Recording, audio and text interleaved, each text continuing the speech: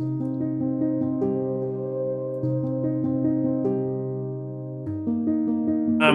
Dan Ruck from the class of 1981. I rode on the heavyweight crew for 4 years. I eventually found myself back at Princeton as the head women's coach. Fall of 92, I presented a question to the crews. I said, who here, if I could guarantee that you'd be a length faster by shaving your head, who here would shave their head? And then boom, and like in the next second, I'd say 3/4 of the teams raised their hands. And I thought, wow, what a team.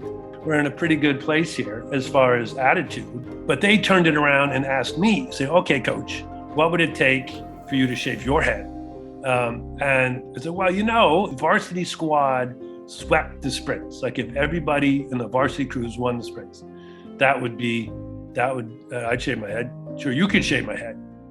Lo and behold, in 93 sprints, what happens? The varsity wins every varsity crew won the race. So it was with great joy, really, and delight that at our end of season banquet, out came the razors and the shears, and the captains went at it, and I walked out of there without any hair on my head.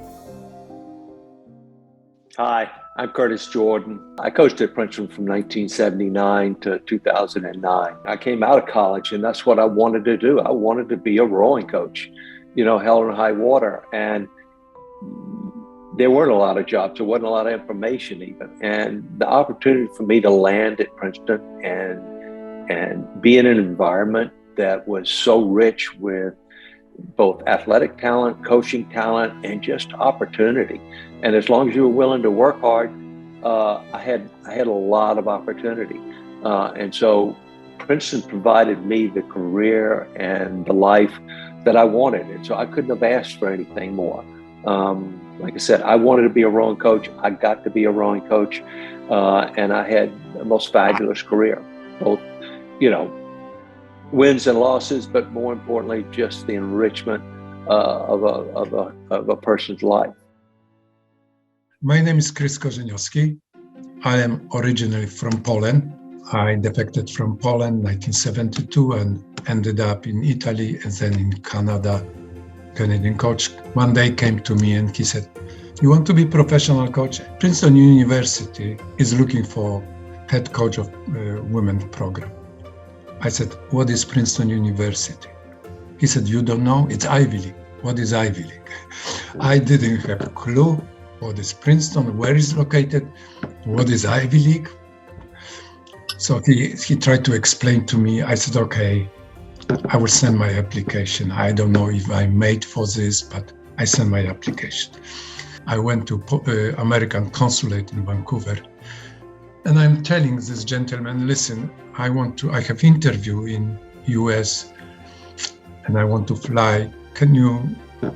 I have only this document. It was Canadian travel document, not any passport, nothing. And he said, no, I'm sorry, we have to go through very long process. You have to apply, we have to check your background. You don't have any documents. That's not documents that we can give you visa.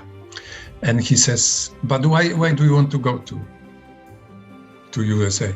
I said, interview for job. Where? I said, Princeton University, Princeton. Princeton University, what kind of job? I said, women rowing coach. Oh, you mean crew? I said, what means crew? But anyway, he said, why you didn't tell me immediately? John Smith, class 68. Nice to meet you, sir. I'm sorry. Sir, you are going to enjoy Princeton. I tell you, it's such a beautiful town and university is fantastic and everything. I said, I'm sure I believe you. So I ended up in Princeton Boatcast and I'm happy every day. Fantastic life. No regrets, would never change for anything. I'm Mike Tatey, and I coached the Princeton freshmen from the fall of 1989 to the spring of 1997. Probably the best 8 years of my life. It was sort of the model of how a program should be. Everyone supported each other, everyone worked together. The entire men's team would be at the women's sprints, the entire women's team would be at the men's sprints. The fact that everyone practiced at the same time every day, that everyone used the equipment at the same time every day.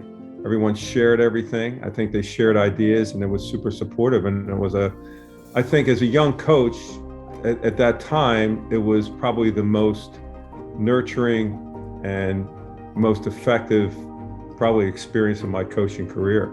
And, I'll always cherish that.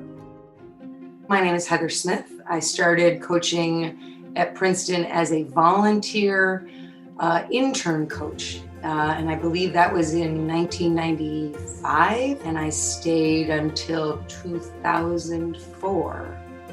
I have to say, some of the numbers feel a little shadowy because it feels very long ago, and the numbers just aren't the most important part of the experience. It's more that I have kind of recollections of like what it felt like to be coaching at Princeton. I think it's really unusual to be in a work environment where every time you turn around, there's someone who's an expert at something and who was willing to, help out. Very much a sense of shared purpose and shared goals. It's all like this haze of, community and joy and fun and learning, and that's nice. I'm glad that's my takeaway kind of feeling. Joe Murtaugh. I coached the freshman lightweights in 1988 and the varsity lightweights from 89 through 2005. What I remember the most about coaching at Princeton is how lucky I was to be there. These were the coaches that I got the opportunity to rub shoulders with. Larry Gluckman, Gary Kilpatrick, Dan Rook, Curtis Jordan, Chris Korzeniowski, Mike Tatey, Lori Dauphiny. I mean, that's a pretty significant who's who list of, I think, like coaching legends in the United States, like total Jedi. It was just a wonderful, wonderful scenario. Kind of fell into my lap. I never had a bad day at work at Princeton. I had the opportunity to work with incredibly talented colleagues, which was great. But what was lucky was they're all my friends too. Like I love to go into work every day. I loved it. You come into contact with so many people, regardless of whether they were in the first boat or the last boat, they all made such a huge difference in your life. And a lot of times they most likely have no recollection of it, or, it was just a moment in time for them. But, for all of you out there, all of you that rowed for Princeton, know that you touched me and made a difference in my life. And I thank you from the bottom of my heart.